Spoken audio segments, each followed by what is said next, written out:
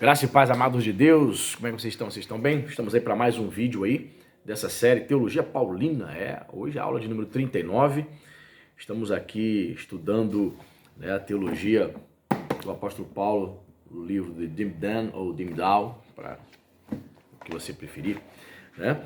E estamos seguindo, mais de ano aí, compartilhando aí conhecimento, analisando, concordando, discordando aqui do Jimmy, e trocando figurinhas com você, juntos, crescendo aí no conhecimento. Seja muito bem-vindo, para você que me conhece, está chegando agora, sou o pastor Anderson Porto, estamos aqui nas internet da vida compartilhando conhecimento. Peço a você que deixe seu like, peço a você que compartilhe este vídeo, né? E seja o nosso apoiador também, né? Uma maneira de você nos ajudar também, né? Além de assistir, além de compartilhar, além de dar seu like, além de fazer seus comentários para ajudar a engajar o canal. Aqui embaixo nos comentários tem o link do Apoia-se. Você pode se tornar nosso apoiador, né? A partir de R$10, entra lá na plataforma. Pastor, eu quero abençoar o seu canal, eu quero contribuir, né, mensalmente. A partir de 10, né? Você pode com 15, com 20, dentro das suas possibilidades. Fazendo isso, vou colocar você no nosso grupo do WhatsApp, grupo especial aí, somente dos apoiadores, que não é um grupo para debates teológicos, não.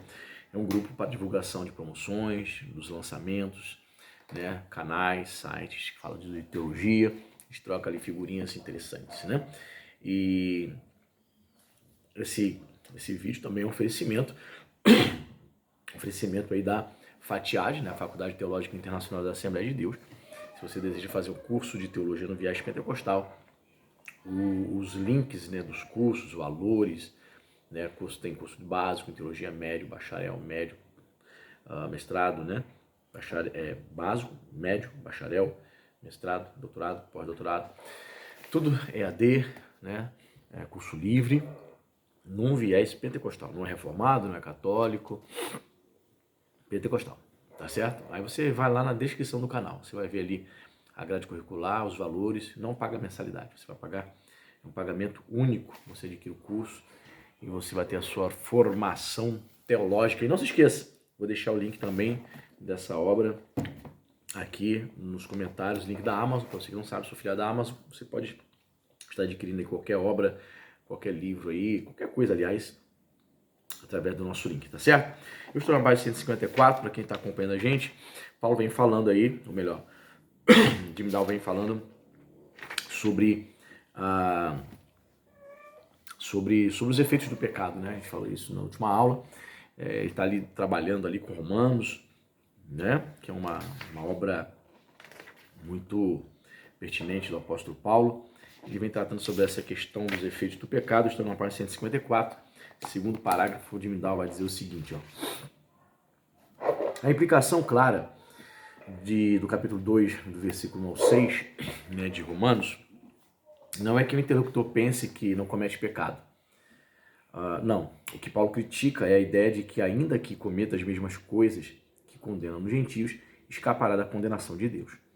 Não percebeu a sua própria necessidade de profundo arrependimento. Mas essa é a atitude que também encontramos nos escritos judaicos da época. Deixa eu acertar aqui a câmera para me ficar melhor. Ok. Os Salmos de Salomão, que são obras apócrifas, né, acreditam que aqueles que agem contra a lei não escaparão da lei do Senhor. A mesma frase que em Romanos 2:3. Olha. Ao mesmo tempo, acreditam igualmente que seus próprios pecados são expiados. Isso aí está no Salmos de Salomão, capítulo 3, verso 8. Que serão perdoados.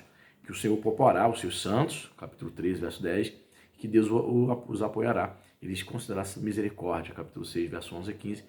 Igualmente notável é o eco de sabedoria de Salomão, capítulo 15, verso 1 a 4, em Romanos 2:4.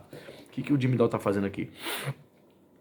Ele está fazendo aqui, né, uma análise, percebendo que, ainda que o apóstolo Paulo não cite diretamente obras apócrifas, né, ele diz que ele consegue perceber na teologia paulina ecos de uma teologia que era muito comum nos tempos de Paulo, né? Por exemplo, nessa obra aqui, Salmos de Salomão, né?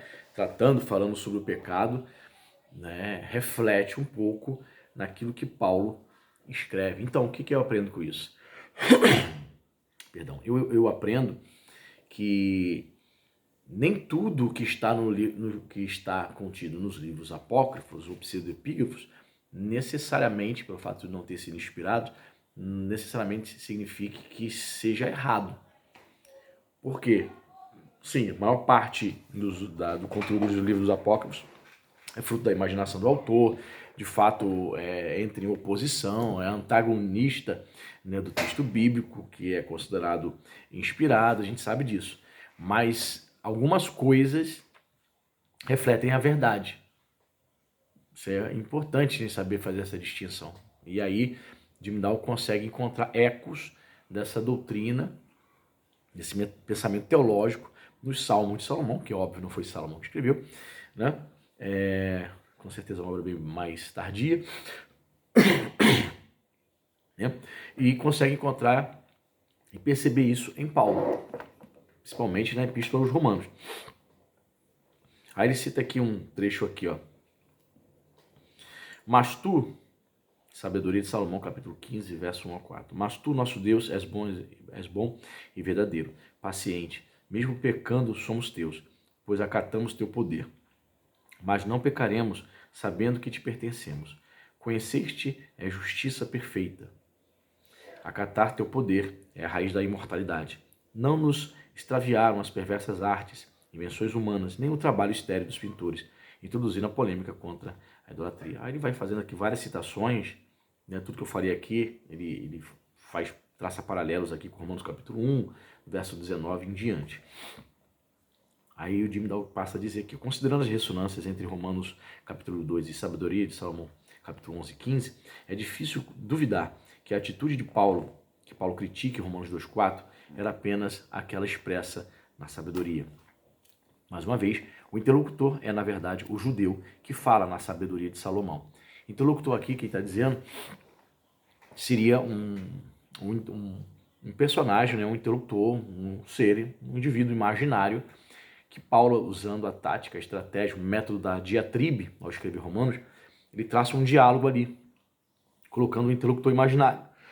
Esse interlocutor, como se fosse um indivíduo, um teólogo também, trocando ideias com ele ali. Aí Paulo conversa com ele como se estivesse apresentando algumas objeções, entende? Então esse judeu, né, que ele criou ali, no suposto diálogo ali né, na sua epístola aos Romanos, seria um judeu que fala nessa sabedoria. Seria um judeu conhecedor dessa obra e das doutrinas contidas na sabedoria de Salomão. Interessante, né? Também indicativa da mentalidade dos Salmos de Salomão e da sabedoria de Salomão é a distinção que fazem entre a maneira como Deus trata eles e a maneira como trata os pecadores. Israel é disciplinado, os outros são punidos.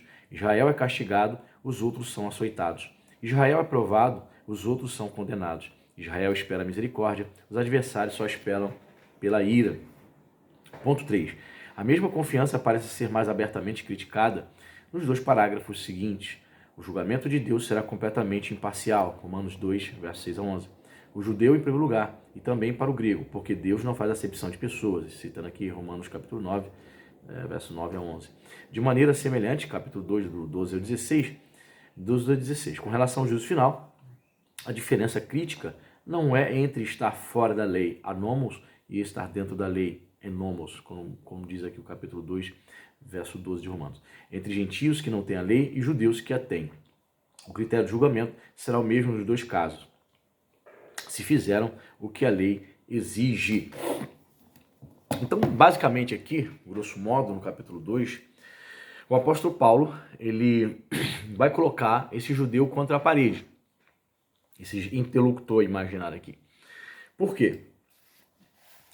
Porque para o judeu médio, naquele tempo, eles tinham esse orgulho, né? Eles se vangloriavam por serem descendentes de Abraão e não precisavam, obviamente, de uma muleta, digamos, teológica para poder fazer parte do povo de Deus. E aí Paulo, apresentando Jesus como a verdadeira alternativa para agradar a Deus, levando-os a se desvencilhar da lei de Moisés, para o judeu, que ali era uma blasfêmia. Aliás, Paulo é considerado um apóstata, um herege para o judaísmo, né?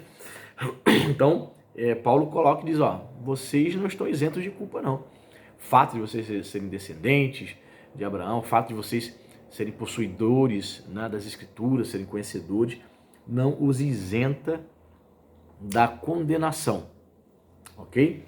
Então, ele vai desenvolvendo ali o capítulo 2, né, até chegar no capítulo 3, dizendo que todos pecaram, todos, ou seja, Paulo coloca tanto os gentios quanto os judeus na mesma condição de indivíduos desesperados que precisam da graça e misericórdia de Deus.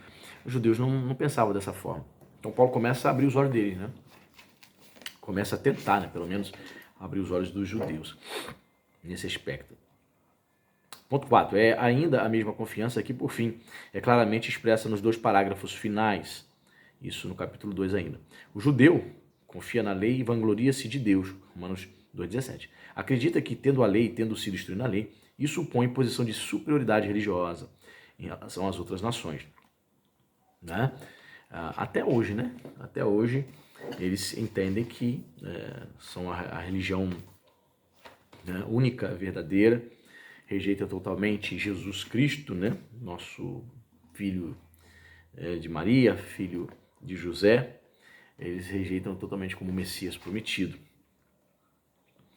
Ele considera uma circuncisão como uma espécie de talismã, um meio profilático contra pecados graves, cuja simples presença em sua carne o marca como membro do povo escolhido por Deus e certo do favor de Deus.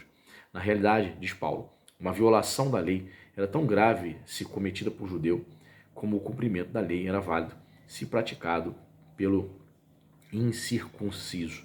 Ou seja, um judeu, Paulo estava escrevendo ali, tentando alcançar esse judeu que imaginava, bem, eu tenho uma aliança com Deus, eu faço parte do povo de Deus, eu fui circuncidado ao 8º dia.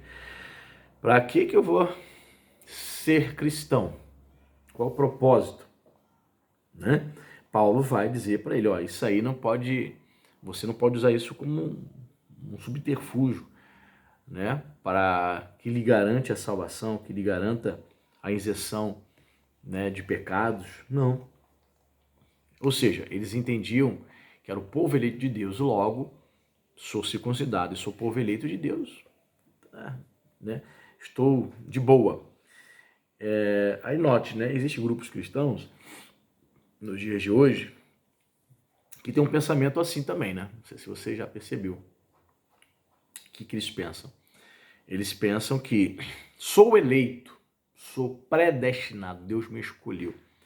E aí o cara, né, nem todo mundo que pensa ser eleito predestinado age assim, mas alguns, de maneira infantil e tola, entendem que, sendo predestinado, eu posso viver de qualquer maneira, posso dar meus pulos do gato, né, que eu sou eleito, sou predestinado, eu não perco a salvação, tá tudo certo para mim, o cara vive, então, na bandalha, né?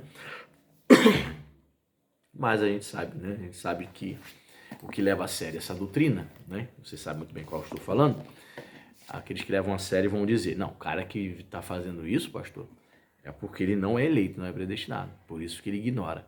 É um bom argumento, não concordo, mas é um bom. Muito bem. Na realidade, diz Paulo, uma violação da lei era tão grave se cometida por judeu, mas como o cumprimento da lei era válido se praticado pelo incircunciso. Que esta interpretação está no caminho certo, indica-se com segurança pela sentença seguinte do próprio Paulo. Abre aspas para Paulo. Que vantagem há então em ser judeu? E qual a utilidade da circuncisão? Pergunta aqui, fecha aspas, capítulo 3, verso 1 de Romanos. Paulo viu claramente a sua acusação em Romanos 2, verso 29, como dirigida contra a sua religião à vita, isto é, contra a identidade religiosa excessivamente confiante que esta dera a seus contemporâneos judeus, e contra o excesso de confiança na prática da religião que a valorização judaica dali parece ter gerado. Nesse sentido, Paulo considerava a religião do seu povo como mal orientada. Foi o fato de o seu povo tentar diminuir suas próprias violações da lei e sua característica supervalorização do status de povo escolhido de Deus, que Paulo via como prova suficiente de que tanto os judeus quanto os gregos estavam todos debaixo do pecado. Foi como falei ali no início. né?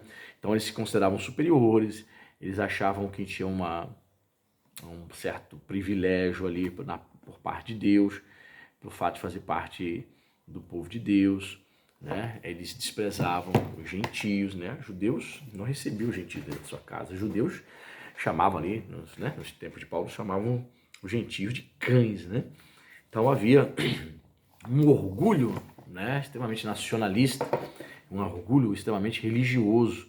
Só que Paulo, né, o que ele faz? Ele apaga ali joga água ali na fogueira ali dos judeus, dizendo, ó, todos pecaram, todos estão debaixo de pecado, todos estão destituídos da graça de Deus.